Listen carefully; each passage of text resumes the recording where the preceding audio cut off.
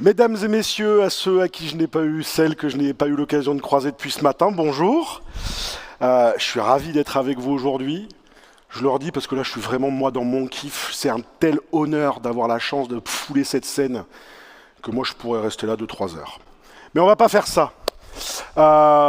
Aujourd'hui, j'ai choisi de vous parler de comment on mène un projet web. Qui c'est qui a jamais été dans un projet web dans la salle? C'est bien, personne ne s'est trompé d'événement. Vous avez bien fait de venir. On a tous été dans des projets web. On a tous vécu des projets qui se passent très bien. On a tous vécu des projets qui sont un calvaire. Et on a tous vécu des projets dans un entre-deux, parfois un petit peu flou. L'idée d'aujourd'hui, c'est de se dire pourquoi, comment on fait en sorte d'être plutôt dans les projets qui se passent bien. Rapidement, moi je suis Coven Lee, je suis le cofondateur d'une agence récemment renommée grâce au talent de mon associé ici présente, l'agence Mute. Je suis en WordCamp Addict depuis 2017, c'est mon 14e WordCamp à titre personnel. Moi, mon métier, c'est de vendre, faire vendre, rendre visible. Donc le web, ça compte un peu, il me semble, mes amis. Et accessoirement, vous me connaissez souvent, la plupart d'entre vous, en tant que représentant d'un gentil hébergeur Internet. C'est pas sous cette casquette-là que je suis aujourd'hui, je suis pas sur une pub pour cette marque que je ne citerai pas du coup. Alors pour commencer cette intervention, j'aimerais vous expliquer comment j'en suis arrivé à réfléchir à cette conf et pourquoi je pense qu'elle est importante. Alors je vais avoir besoin que vous vous leviez, mesdames et messieurs. S'il faut faire travailler un peu la digestion. Cette conférence s'appelle « Chantons la chorale d'un projet web » parce qu'on va chanter tous ensemble. Alors pourquoi cette conférence? Les paroles sont à l'écran. Je vous invite à ce qu'on aille tous ensemble.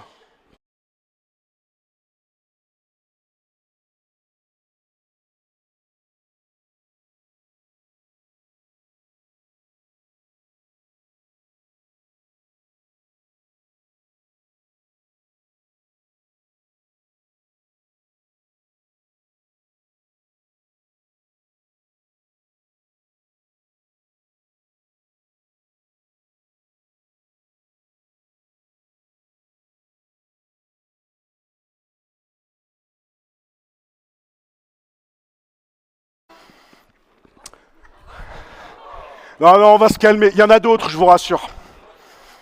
On va aller de plus en plus dans le qualitatif en termes de musique. Le c'est pas ma faute à moi, qui ne l'a jamais entendu dans un projet? Le client qui n'a pas livré ses contenus, mais c'est pas ma faute. L'hébergeur qui a perdu les données, mais c'est pas ma faute. L'agence SEO qui a fait des changements chelous, mais c'est pas ma faute.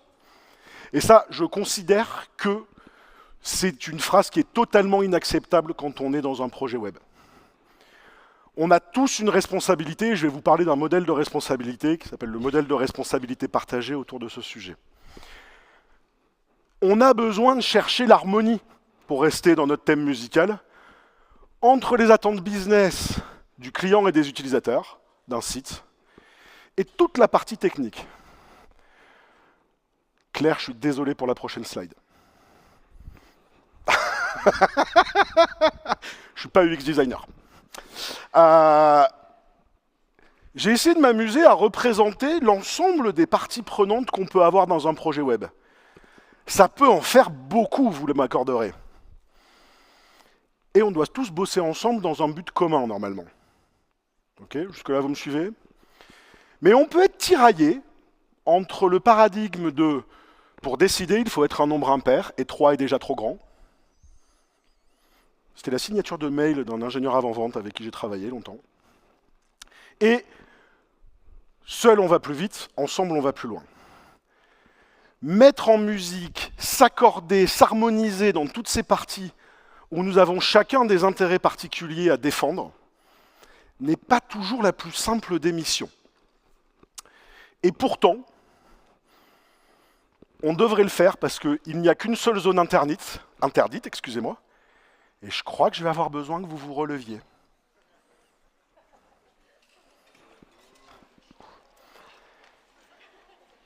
Parce que ce qu'on n'a pas le droit de faire dans un projet web, c'est de penser que...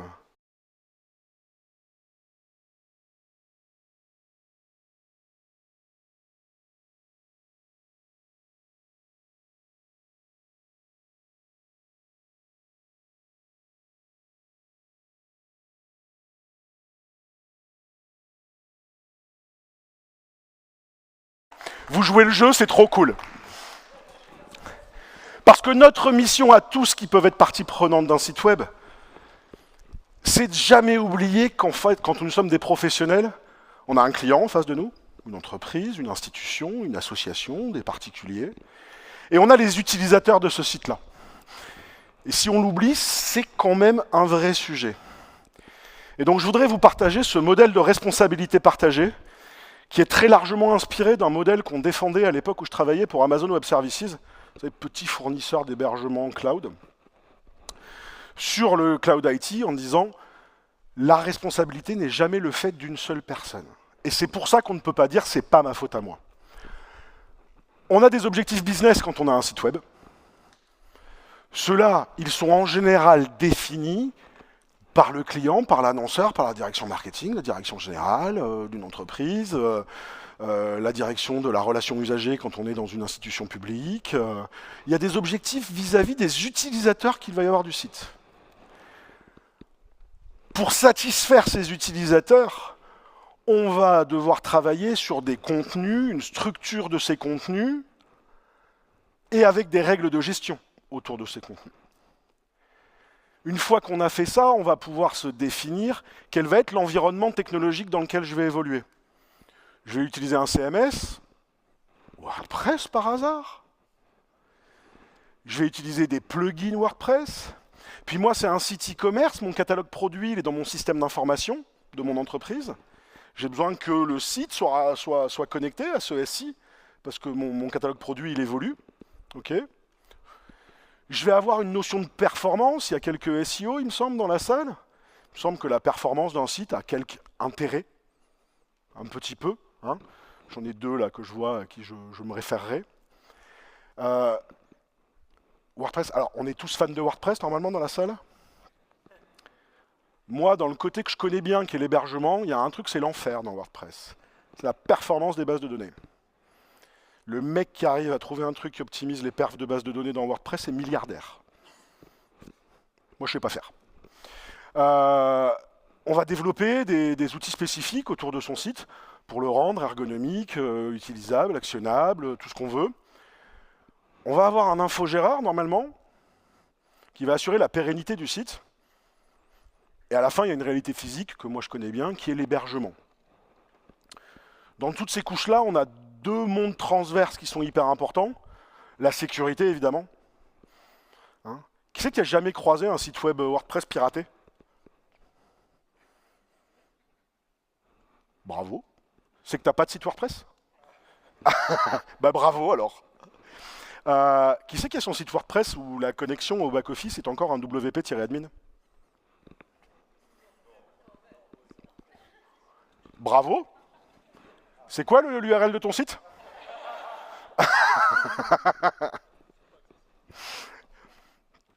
De l'autre côté, on a une notion de veille et d'évolution.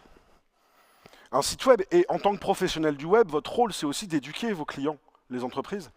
Le fait de dire un site web, c'est pas une sculpture de marbre qu'on a dans le salon pendant 25 ans. C'est un objet qui va vivre, qui va évoluer, qui au bout de 2-3 ans, la tendance dans l'ergonomie, dans le design, dans la navigation, aujourd'hui on scrolle en vertical, ça se trouve demain on scrollera en horizontal, on a le touch qui est arrivé, on a le mobile qui est arrivé, enfin il se passe plein de choses. La durée de vie d'un site, elle est quand même relativement courte, on a besoin de le changer. Claire, j'ai nommé l'UX design, c'est que pour toi. Les couches technologiques, je ne suis pas un expert, je ne vais pas revenir sur le débat. L'ambiance dans la communauté WordPress cette année, c'était comment? Qui ne s'est pas posé une question de la pérennité de sa technologie? C'est beau la confiance. Bravo Aurélien. Ça ne veut pas dire qu'on la remet en question, mais au moins on va être attentif au sujet parce qu'il peut se passer quelque chose. Okay.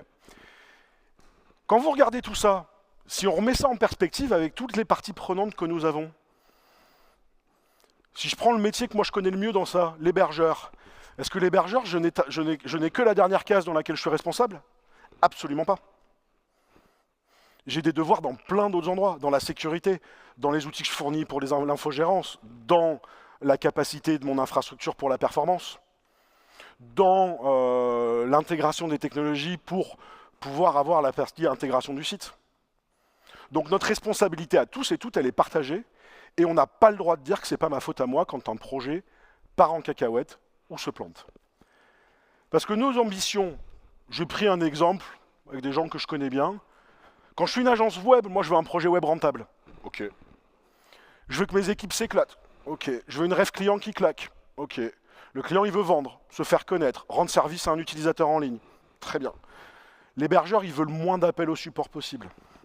Il veut faire comme si je n'existais pas. Putain, vous m'avez laissé tout seul, bande de salauds. Parce qu'en fait, si on parle d'un hébergeur, c'est qu'il y a un problème. Nous, dans notre monde, la théorie de vie, c'est vivons heureux, vivons cachés. Si on ne nous connaît pas, c'est que tout va bien. Moi, je veux que ça renouvelle sans douleur, l'abonnement. Quand je suis l'agence SEO, je veux des belles courbes. Ah, ils aiment ça, les SEO, les belles courbes. Je veux une belle ref.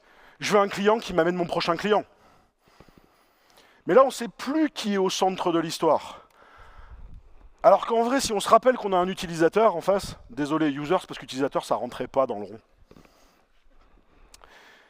Quand on se souvient qu'on a un utilisateur du site, bah en fait, ces phrases qui sont très auto-centrées, elles prennent beaucoup plus de sens. Et c'est là que c'est important.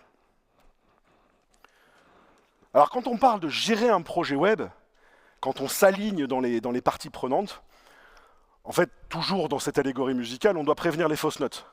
Prévenir les fausses notes, ça veut dire quoi? Ça veut dire avoir une responsabilité partagée. Parce qu'il peut se passer des incidents. Pour illustrer cet incident, j'aurais besoin que vous vous remettiez debout, s'il vous plaît. Dans un projet web, il peut se passer quelque chose.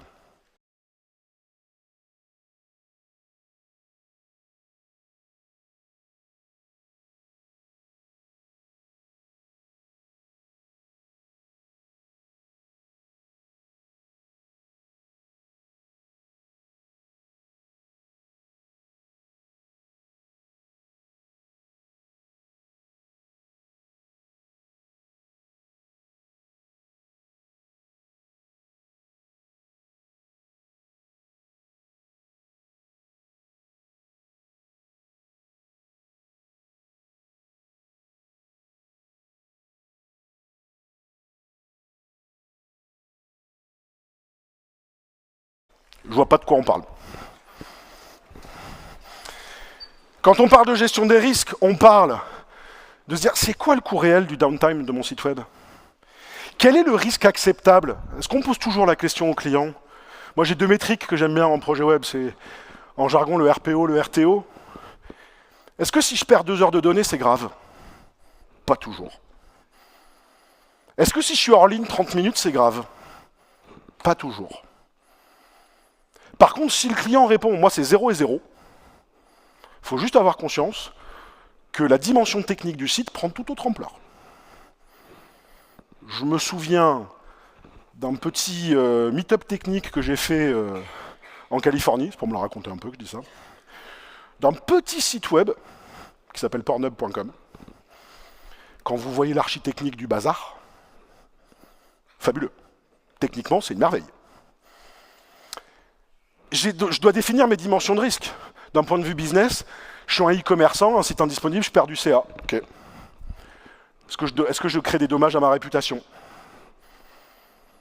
Est-ce que je rate des opportunités? Parce que des fois, c'est pas que j'ai perdu du CA, c'est qu'il y a des gens qui n'ont pas pu me contacter. Vous savez, quand j'ai ces sites hyper qualitatifs de loipinel.com, etc. Là. D'accord. Bah, potentiellement, j'ai raté des opportunités. Pourquoi les SEO rigolent quand je parle de loipinel.com? D'un point de vue technique, c'est quoi le risque de panne? Le CTO avec qui j'ai travaillé quand on était chez Amazon, Werner Vogels, disait « La seule certitude que vous avez quand vous travaillez avec du hardware, c'est que ça tombera en panne. » Oui, il y a de la mécanique, ça tombera en panne. Comment je me prémunis de ça? Faille de sécurité. Tout ce que je fais, ça crée quoi comme dette technique qui me fait une espèce de galère insupportable 5 ans plus tard. Donc on a besoin de créer un concert parfait, une méthodologie harmonieuse. Pour ça, c'est pas compliqué. J'ai besoin d'écouter. J'ai besoin d'écouter tout le monde, toutes les contraintes. J'ai besoin d'harmoniser, qu'on s'aligne entre parties prenantes. Combien de fois dans des projets, j'ai dit « Ah non mais lui, j'ai pas envie de lui parler, il sent pas bon. » J'ai besoin de répéter. Parce que dans tout ce qu'il y a à faire sur un projet web, je peux rater quelque chose.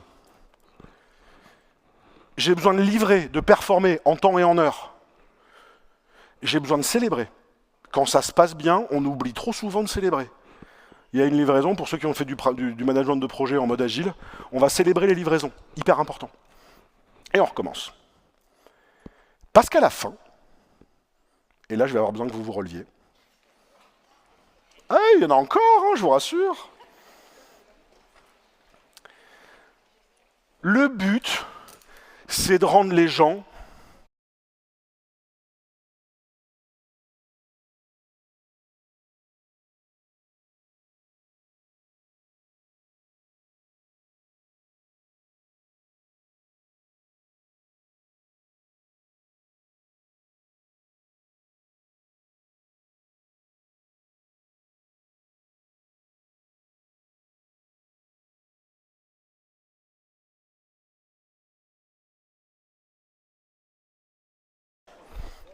et je remercie ChatGPT pour me créer Pharrell Williams avec le logo de WordPress.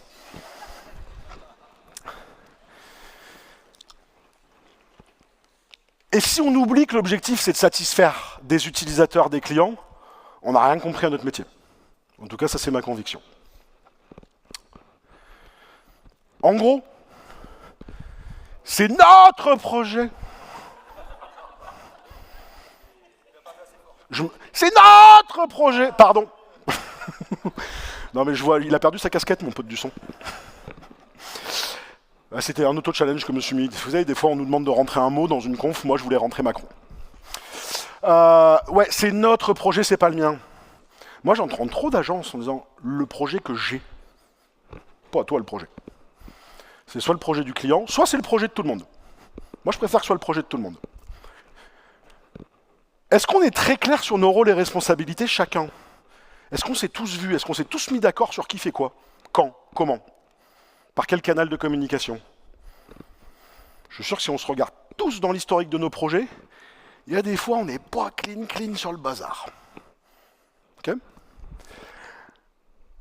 La notion de transparence, ouais, je vais avoir un délai de livraison. J'ai une galère. Soit il y a la technique de je le mets sous le tapis.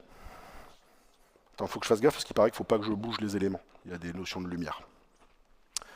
Soit je vais lever la main en disant je suis en galère. Je vais avoir 3 jours de retard, comment on gère? Et je vais le dire à tout le monde. On va essayer de trouver des solutions ensemble. Normalement, un projet sain, c'est censé se faire comme ça. Puis il y a quand même quelque chose, moi je suis un adepte de Simple is Beautiful. Des fois, on s'imagine des trucs dans la gestion de projet, dans ce qu'on met dans les projets. C'est Star Wars, le bordel. Mais avec un client qui a le budget de... je sais pas qui. C'est hyper compliqué de se lancer dans une phrase sans savoir où tu vas atterrir. Je l'ai fait, vous avez vu, c'est pas de ouf. D'accord? Mais parce qu'en vrai, tous, autant que nous sommes là dans la salle, quand on est partie prenante d'un projet web, à la fin, on a envie avec notre client, et je vais avoir besoin une dernière fois que vous vous leviez. Ouais, je suis Père Kovan. On a envie de pouvoir chanter tous ensemble, et c'est votre dernière occasion de chanter.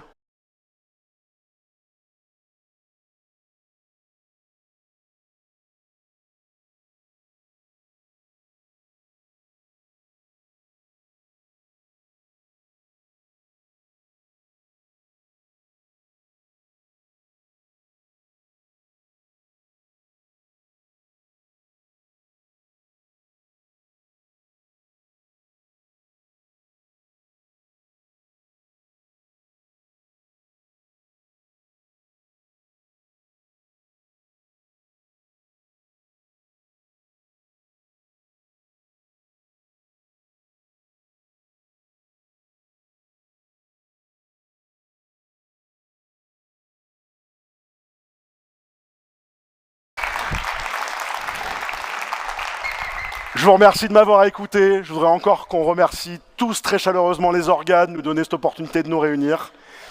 Les sponsors, les partenaires qui font que cette journée est possible. Je vous invite à tous rester dans la salle parce que derrière, il y a une conf qui va déboîter de notre ami Olivier. Est-ce que vous avez des questions? Ça y est, vous êtes rendormis, vous redigérez?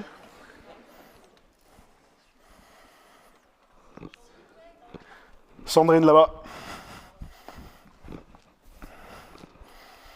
Attends, je vais me mettre à la hauteur de Sandrine.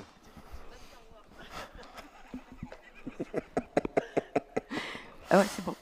En fait, moi j'ai une question. Ça, sur le papier, c'est super bien, mais si ça a mal commencé ou qu'à un moment donné ça cafouille, comment tu rattrapes le plan en fait? Comment tu fais que ton projet, que tu as peut-être super bien calé au départ, en milieu c'est le bordel, tu sais pas trop pourquoi, et comment tu rattrapes pour pas aller dans le mur au final? Je pense qu'il faut surtout ne pas avoir peur de dire stop, on dérape. Il y a un moment, il ne faut pas avancer, pour reprendre l'image de notre cher président, dans un quoi qu'il en coûte. Pardon. Parce qu'à un moment, quand toi tu représentes une agence SEO, tu vois qu'il y a un projet qui part en vrille, dire stop, là moi j'arrête tout, j'ai besoin qu'on se revoie tous, j'ai besoin qu'on recale les choses, parce que ça part en cacahuète. Se dire je vais faire avec, mais je vais appeler l'intégrateur ou je vais appeler le market de la boîte et je vais essayer de mettre des rustines sur une plaie béante, c'est pas du tout ça l'expression, ça ne marchera pas. Je ne vais pas parler d'un projet web, mais je te donnerai même l'exemple dans un projet, puisqu'on est à Toulouse, quand le PDG d'Airbus dit à son équipe de développement à 350, fermez tout, on jette la 350 à la poubelle, on recommence, c'est 2,5 milliards d'euros de balancer à la poubelle. Il y a le biais, on a un biais tous, qui est le biais des coûts irrécupérables. Et celui-là, il faut arriver à le transcender. Dans le projet, c'est souvent ça qui nous nique. Pardon.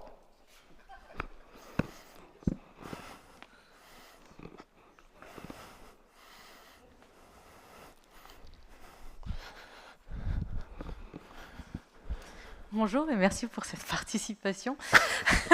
Moi j'ai une question. On dit c'est pas ma faute, mais à la fin d'un projet, quand ça s'est mal passé, on essaye d'identifier quelle a été la faute et à qui a été cette faute. Alors est-ce que c'est une faute de savoir à qui est la faute? Moi je vais toujours considérer que c'est la faute de tout le monde. Exception faite de cette notion de faute lourde si on se met dans un parallèle avec le monde du travail.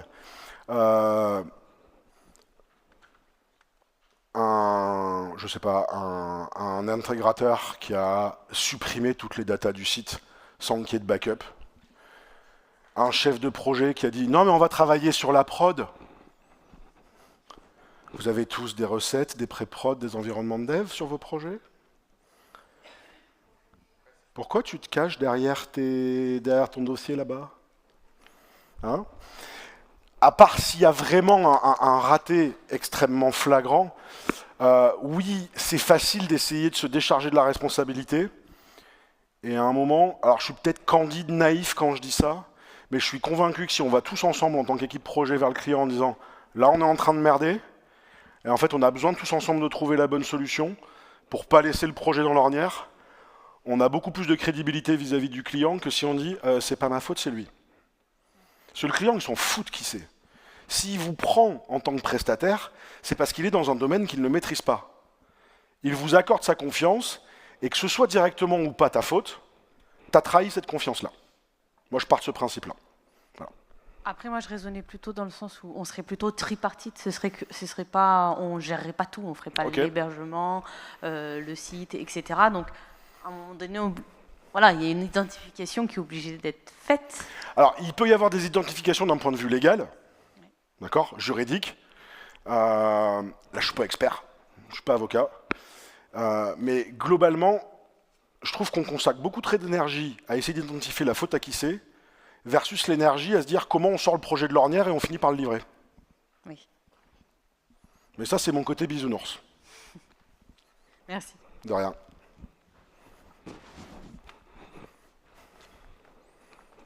Je sais pas si on a le temps, j'ai pas du tout de notion du temps. On est bien? Cool. Merci Seb. Valérie. Oui, moi, en fait, tu parles beaucoup d'équipe et tout ça, voilà. Comment on s'en sort seul face à un client? Parce que moi, je travaille toute seule, je suis freelance, et ça m'arrive très souvent d'être en conflit, enfin très souvent. Ça arrive que je sois en conflit avec des clients. Ouais. Et moi qui suis, moi je n'arrive pas à dire non, etc. Je me fais bouffer. Donc comment on s'en sort tout seul en fait?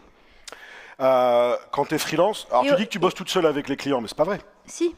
Bah non. Alors attends, je voudrais juste rajouter un Vas-y. truc, c'est que moi je fais le projet de A à Z. Oui. Voilà. Donc j'ai pas une équipe, j'ai pas un Non. intégrateur qui va planter le site. Voilà. T'as plein de casquettes. Dans le schéma que j'ai fait, toi tu portes la plupart des casquettes. Mais pas toutes. Tu bosses avec un hébergeur que je connais bien. Tu bosses avec un CMS qu'on connaît tous bien. T'es pas toute seule. En revanche, tu incarnes le projet vis-à-vis de ton client, puisque tu es la seule interlocutrice du projet. Un premier élément de réponse, c'est d'avoir une notion de cadrage fonctionnel et technique ultra formel au démarrage du projet.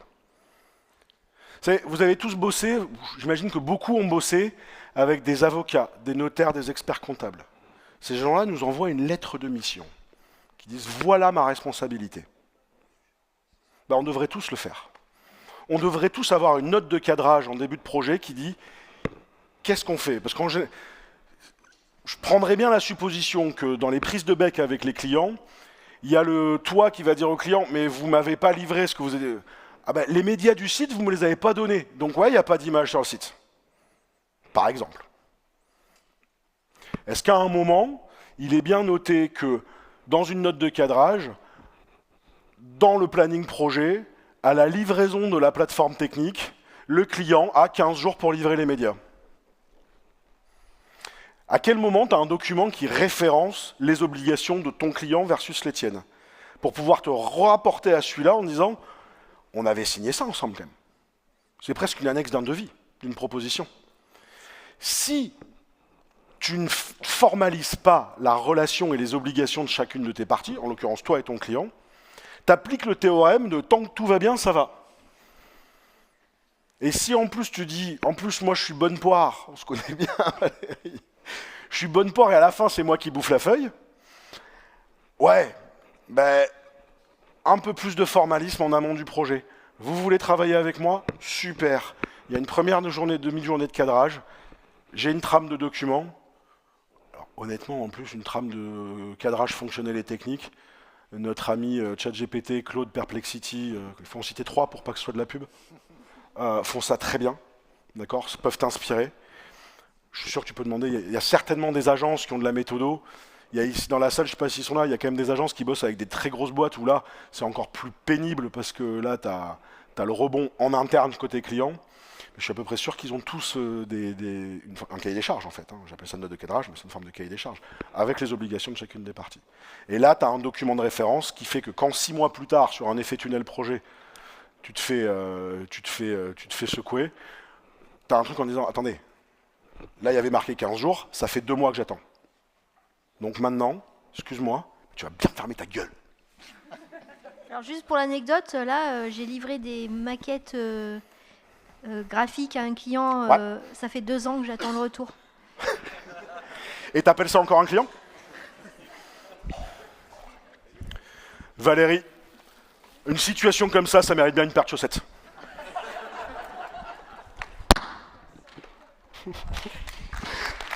Merci à tous. Encore une question, pardon? Pardon, je vous retiens. On dit en France, la liberté des uns s'arrête là où celle des autres commence. J'aimerais savoir si vous pouvez compléter la phrase. Est-ce que la liberté collective s'arrête où, d'une certaine manière? Là où on dit le mec me met en philosophie à 14h35. Chaud. Là où on dit en agilité que c'est une solution pour beaucoup de choses, mais à ses limites, on ne peut pas appliquer l'agilité partout. Est-ce que la responsabilité collective, du coup, s'applique à tout, pour le coup? Moi, je pense que quand on est en mode projet, quid de la responsabilité individuelle? je ne vais pas donner beaucoup d'agilité justement dans cette notion de responsabilité collective. Dans le sens où, oui, elle s'applique. Quand on est en mode projet, elle s'applique. Il y a une différence entre la responsabilité collective et je te parlerai plus de défaillance individuelle. Je peux avoir l'hébergeur qui est défaillant à ce moment-là. Le serveur, il est par terre. Ok.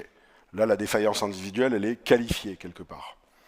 Mais par contre, en fait, quand je parle de responsabilité collective, c'est comment toi, professionnel du web, ton client sur une relation simple et l'hébergeur, 3 parties.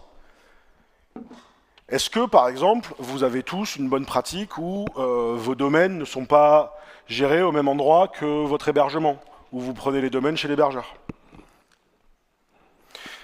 Qui, ici, porte la responsabilité juridique totale de ses clients en ayant les comptes d'hébergement à son nom pour les clients? Il y en a qui font ça? Parce que c'est bien, j'entendais jamais, j'ai eu au moins 10 discussions ce matin en disant « Non mais moi j'ouvre les comptes pour mes clients ». Très bien, donne-moi l'adresse site web de ton client, je vais demander à des gens que je connais bien de le hacker, de mettre des images pédopornographiques dessus, et t'iras en prison toi. Parce que c'est ça la réalité. Donc tu vois, la notion de responsabilité collective, elle existe toujours. Parce que cette bonne pratique, qui va la donner au client? C'est à toi de dire au client, il faut que tu ouvres le compte, en tant que professionnel.